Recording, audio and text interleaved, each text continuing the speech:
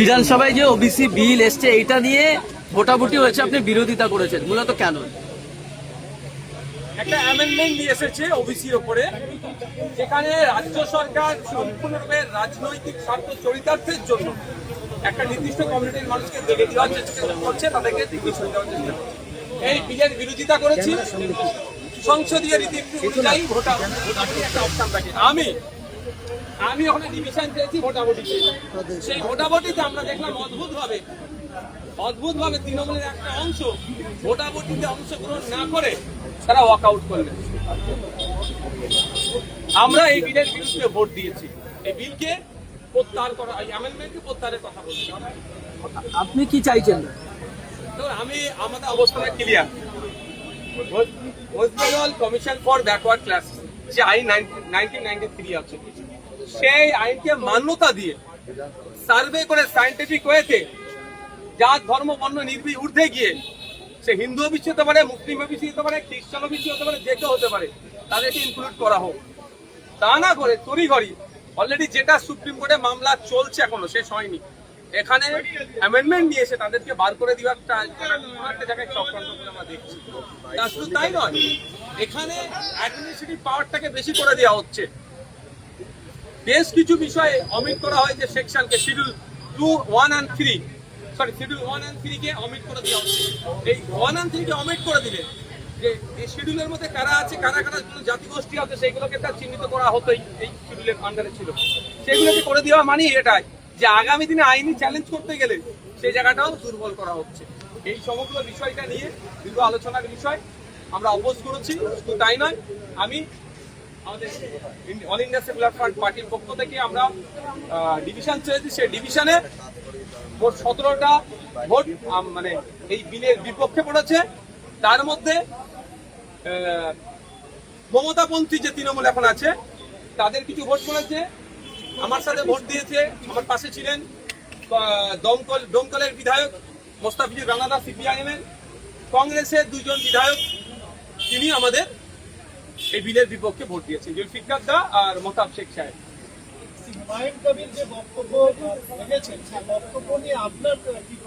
অনেক আগে আমি এই ধরনের বক্তব্যের বিরোধিতা করেছি। আমি কোনোদিন অফেন্সিভ বক্তব্য দিইনি, আর কোনো বক্তব্যকে আমি প্রমোট করিনি বা তাকে সমর্থন জানাইনি।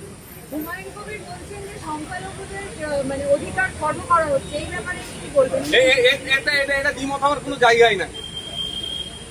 কিন্তু সংখ্যালঘুদের অধিকার খর্ব করা হচ্ছে মানে রাগ হচ্ছে, রাগের জ্বালা মিটাবার জন্য 4টে গরম গরম কথা বললে অধিকার ফিরে আসবে না। সায়েন্টিফিক হতে যেতে হবে, নির্দিষ্ট পরিকল্পনা করে এগোতে হবে। কোন জায়গা থেকে অধিকার কাটছে সেই অধিকারটা না কাটতে পারে, তার জন্য অ্যান্টিডট কি আছে। 4টে গরম কথা বললে অধিকার ফিরে চলে আসবে না। হুমায়ুন কবির বলছেন যে আমি মুসলমানদের সাথে নিয়ে রাস্তায় নেমে সেটা ভেঙে দেবো, এই শব্দটাকে, এই বাক্যটাকে আপনি কি সমর্থন করছেন? সমর্থন করতে পারি না। 1 নম্বর কথা। 2 নম্বর কথা, মুসলমানদের কেন ঢুকাচ্ছেন? ওনার দলটা কি শুধু মুসলমানদের জন্য তৈরি আছে? আমার যতটুকু জানা মতে ভারতবর্ষে এমন কোন রাজনৈতিক দলকে election commission of India registration দেয় না কোন একটা নির্দিষ্ট ধর্ম বর্ণ জাতের জন্য, ধর্মের জন্য যদি তৈরি হয়। তাহলে কি একটা সম্প্রদায়কে উনি একেবারে অন্যায় কাজের দিকে উদ্বুদ্ধ করছেন? সেই মমতা ব্যানার্জির দলে তো মানে মমতা ব্যানার্জির কথা মনে পড়ে যাচ্ছে। সেই কোনো না কোনো একটা যেন টান হচ্ছে, এটা আমি পক্ষ দিতে পারছি না, বিরুদ্ধে আমি। আজকে আলোচনা ছিল, আজকে ওনারা আলোচনা রাখেনি, পরবর্তীতে আলোচনা হবে। যখন আলোচনা হবে বিধানসভার মধ্যে আলোচনা করবো, আর পরবর্তীতে আপনাদেরকেও জানাবো। আমরা এর বিরুদ্ধে ইউসিসি নামিয়ে যে চালানোর চেষ্টাদের বিরুদ্ধে আমি 2টো ডেটা দেবো, 2টো প্রশ্ন তুলে দিচ্ছি। ইউসিসি নিয়েছে এটা বোঝাতে যাচ্ছে তালাকটা নিয়ে। অলরেডি 2017 সালে সুপ্রিম কোর্ট ইনস্ট্যান্ট 3 তালাককে ব্যান করেছে। আবার ইউসিসির প্রয়োজন কি? তারপরেও বলছি, ভারত সরকারের কাছে এমন কোন সরকারি তথ্য আছে দেখাতে পারবে তালাকের উপরে? তাকে দিতে বলুন। আর দ্বিতীয় কথা হচ্ছে বহু বিবাহ। কথাটা সব বাকি 5 খায় আর মাছ খায়, মাছ রাঙার দোষ হয়। যেটা দেখুন, ধর্মীয়গত অবস্থান দিকে আর সামাজিক অবস্থান দিকে মুসলমানরা একা যদি থাকে আমাকে বলবেন, ডেটা দিয়ে কথা বলতে হবে।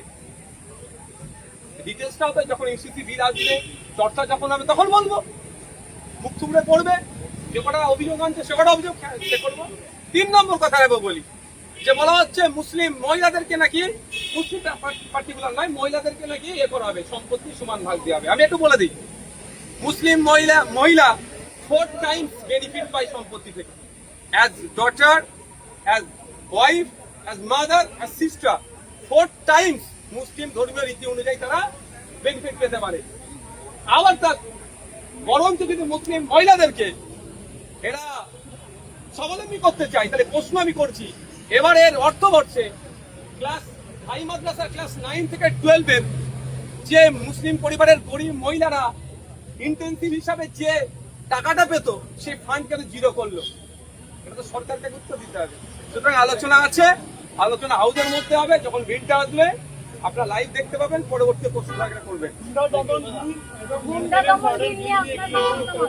টাডা আর যে ধরনের গুলো আছে, যেগুলো ছিল, যে কাজে ব্যবহার হচ্ছে এটাই সে কাজে ব্যবহার, বড় অপোজ করবো।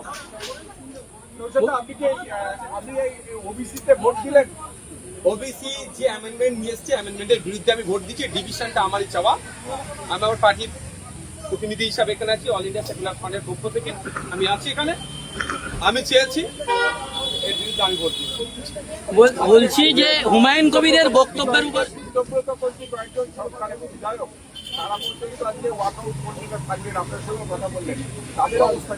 তারা অবস্থান আপনারা তাদেরকে জানলে জিজ্ঞাসা করবেন। এটা তো ওয়াকআউট করেনি, তবে অনেকে অ্যাবসেন্ট ছিলেন, ভোট দান থেকে বিরতও ছিলেন, এটাও পাবলিক ডোমেইনে ডিসক্লোজ করা দরকার। বলছি হুমায়ুন কবিরের বক্তব্যের উপরে মুখ্যমন্ত্রী বললেন বিধানসভার মধ্যে এটাই হচ্ছে শেষ বক্তব্য, তার মানে এবারের বক্তব্যটাকে কি সমর্থন করলেন মুখ্যমন্ত্রী? দেখুন, এটা ওইরকম ভাবে তিনি বলেন, যতটুকু আমি শুনেছি বলছি, তিনি প্রতিবাদ জানিয়েছেন। প্রতিবাদকে আমি স্বাগত তখনই জানাবো যখন এটা সবার ক্ষেত্রে প্রযোজ্য হবে। নামটা হুমায়ুন কবিরের জন্য অফেন্সিভ বক্তব্যকে আমি কোনোদিন সমর্থন করি না। হুমায়ুন কবির বলে তার জন্য এটা বিবৃতি, আর এখানে যদি হরে কৃষ্ণ বলে তার জন্য চুপ থাকলে, তাহলে মুখ্যমন্ত্রীর বক্তব্যকে সমর্থন করবো না।